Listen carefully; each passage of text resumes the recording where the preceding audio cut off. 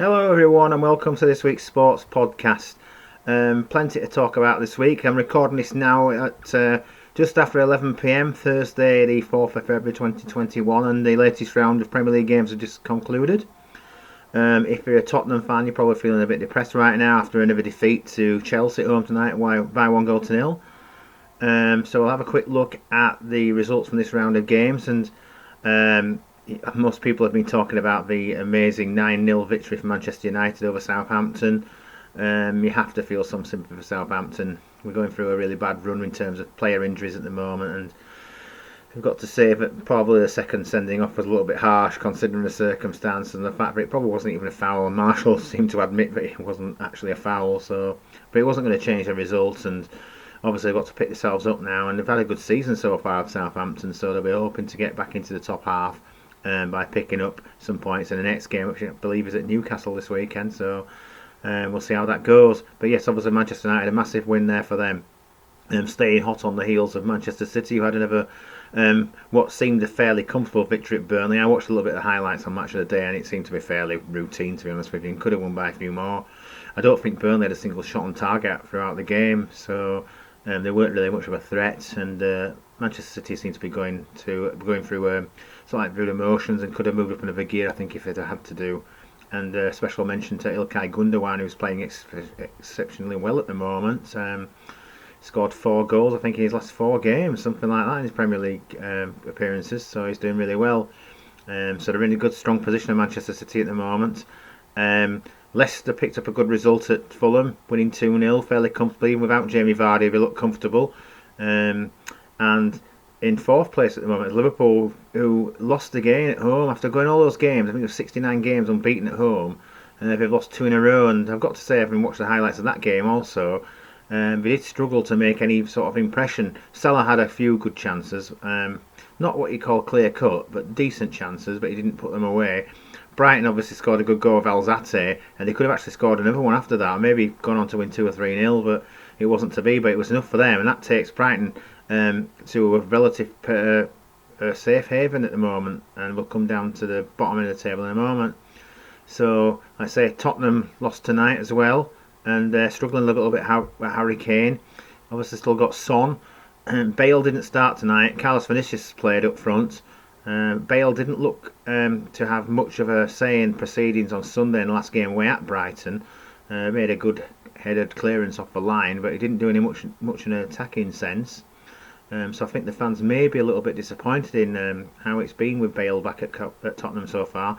If any Tottenham fans are watching this, you might want to make some comments below in regards to how you feel about Bale and what you think that Tottenham need to do to revitalise the season, really, because it's in danger of maybe falling away somewhat at the moment.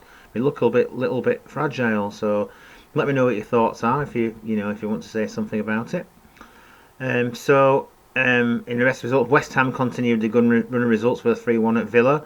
Disappointed for me that Villa lost 3-1 at home to West Ham, but they didn't play so great, to be honest with you. They were poor in the first half, and I saw the stats and I thought, West Ham are on top here, and they hit them on the break a couple of times, and Jesse Lingard has a point to prove, no doubt, to Manchester United, and he proved it pretty well in his first appearance. So I just wish he'd have waited till the next game before he made his debut for West Ham.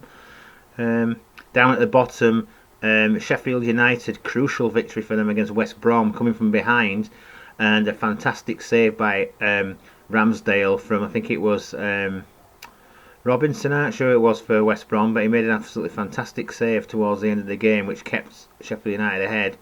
And that was crucial, so they've closed the gap on them. But Fulham obviously lost, so there's a gap between the bottom 3 of at least 8 points now. I think Fulham are 8 points behind, I think, both Newcastle and Burnley, so they've got work to do. So I'm looking forward to this weekend. We've got the big game is Liverpool against Manchester City on Sunday afternoon. Now, normally I'd say this should be a really competitive game. I still expect it will be. With Liverpool probably being the favourites, based on form until recently. But because of the way Manchester City have turned things around in the last sort of like 2 or 3 months, you've got to say that Man City will probably now be the favourites to win this game.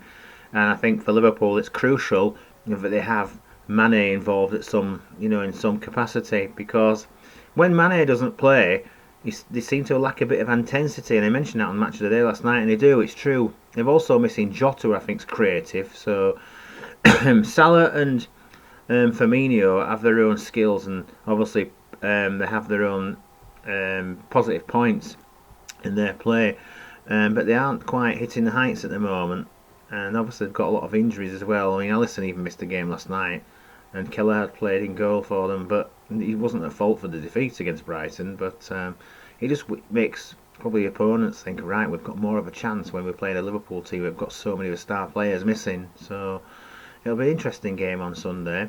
Liverpool fans, what do you think the outcome will be? Man City fans, what do you think the outcome will be? Let me know in the comments below.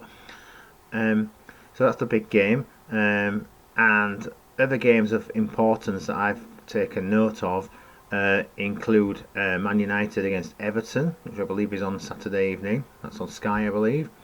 Villa are playing Arsenal Saturday lunchtime. Chelsea are away to Sheffield United, which is an interesting one because I seem to think that Chelsea got beaten at Sheffield United last season fairly comfortably in the end, so it'll be interesting if they get redemption or not. Chelsea certainly seem to have picked up under Thomas Tuchel in his first 2 or 3 games, and we'll see if it can keep that going in the next match. So yeah, plenty of action to look forward to this weekend. I think it's Saturday, Sunday and Monday this weekend. The Monday night game is Leeds against Crystal Palace. I think that's also on Sky, so that'll be an interesting one to watch. Leeds did well to win at Leicester last weekend, but they struggled a little bit against Everton last night. But I have to say that they probably still deserved a draw out of it towards the end. They had the better of the chances in the second half, and Everton were hanging on a little bit. But Calvert-Lewin got himself back in scoring action, scoring the second goal after an opening goal by Gylfi Sigurdsson. So they'll be pleased with that result.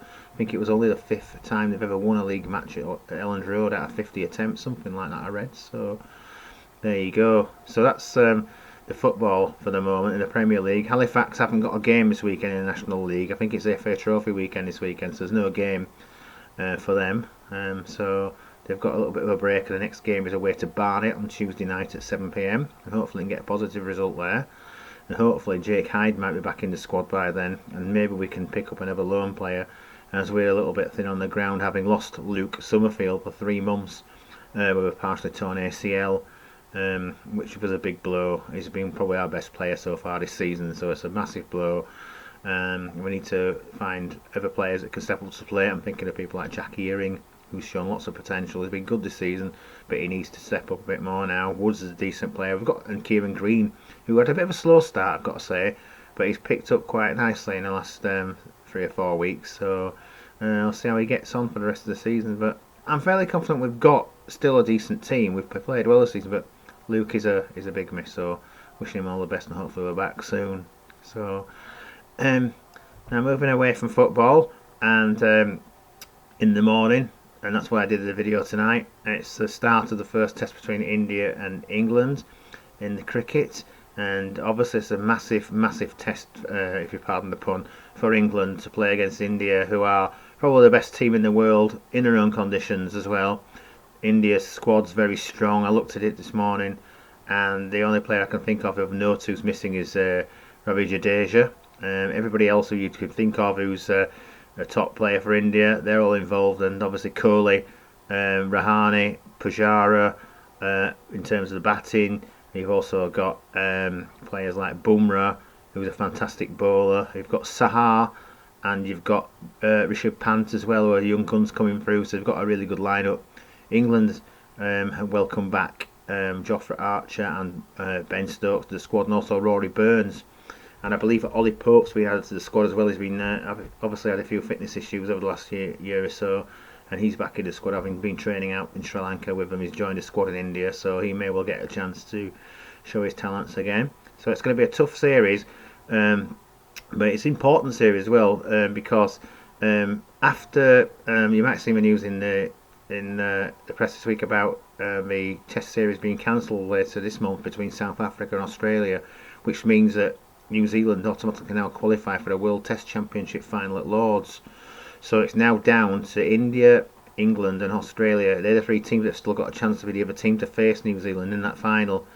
And Australia will be hoping that it's a close run series between India and England, because If it works out close between the two teams and the points split for the Test Championship are fairly equal, Australia can sneak in and get to the final against New Zealand. For England to qualify, they have to win at least 3 of the 5 Test matches, and I think it's unlikely. I mean, you never know, and it'd be great if England could do it, but I don't think any team's won 3 Test matches in a series in India since 1984. It was the West Indies when they had that phenomenal team, so it's going to be tough.